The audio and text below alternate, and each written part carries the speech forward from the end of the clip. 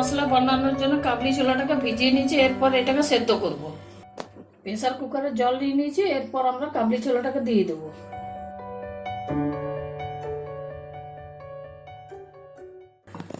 ওর সঙ্গে একটা আলু সেদ্ধ করে নেব। একটু নুন দিয়ে দিলাম। এরপরে আমরা এটাকে 20-25টা সিটি মেরে সেদ্ধ করে নেব। ঢাকাটা লাগিয়ে দিচ্ছি।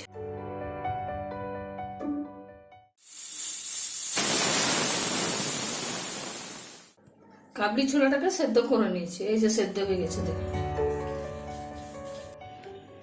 চিনি একটু নিয়েছি, হলুদ হাফ চামচ নিয়েছি, নুন আন্দাজ মতো, ধনে গুঁড়ো 1 চামচ বড় চামচের, লঙ্কা গুঁড়ো 1 চামচ, তেজপাতা একটা, আর একটা আলু সেদ্ধ।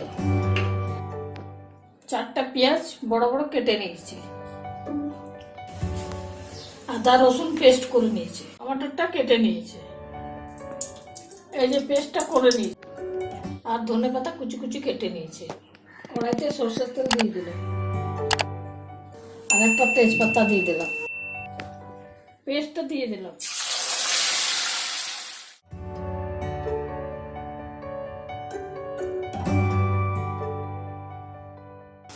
হলুদ দিয়ে দিলাম, আর নুনটা দিয়ে দিলাম।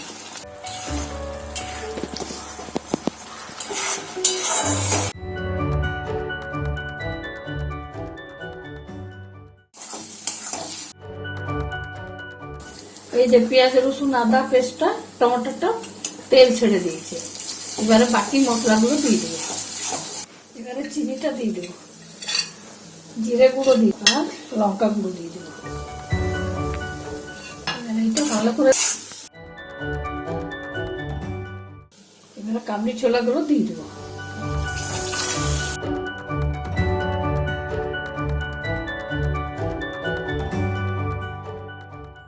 আলু একটা ম্যাশ করে দিয়ে দেবো,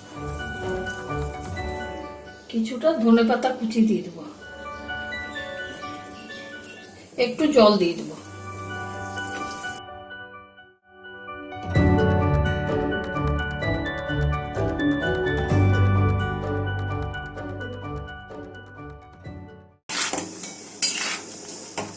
বলে দেবো।